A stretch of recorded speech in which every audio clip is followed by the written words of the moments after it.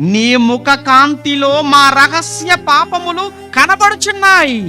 ఏ పాపాలు ఇవి? బహిరంగ పాపాలు కాదు, రహస్యంగా చేసిన పాపాలు. అందరూ బయటికి బుద్ధిమంతులే, బయటికి అందరూ భక్తులే, బయటికి అందరూ మంచోళ్ళే. ఎవరు మంచి వాళ్ళో, ఎవరు చెడ్డవాళ్ళో, ఎవరు భక్తులో, ఎవరు వేషధారులో. తేలే రోజు ఒకటి ఉంది, మర్చిపోకండి. తేలే రోజు ఒక రోజు ఉంది. ఆ రోజు అందరి బ్రతుకులు, అందరి జీవితాలు తెర మీద కనబడతాయి. ఎంత కేరింగ్ ఉంటుందో తెలుసా సంఘం మీద ఆయనకు?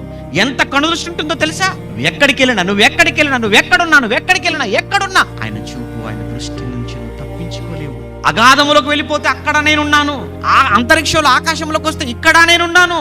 నా నుంచి నువ్వు తప్పించుకోగలవా? కనుక రహస్య జీవితం, అందరికీ తెలిసిన జీవితం ఒకటి ఉంటుందండి ప్రతి మనిషికి. ఎవరికి తెలియని జీవితం కూడా ఒకటి ఉందా? దేవుడికి మాత్రమే తెలిసిన జీవితం. అందరికీ తెలిసిన జీవితం అంటే అందరి ముందున్న జీవితం అంటే. మరి అసలు జీవితం అంటే నువ్వు ఒంటరిగా ఉన్నప్పుడు ఉన్నావే, ఇది ఒరిజినల్, ఇది అసలు జీవితం.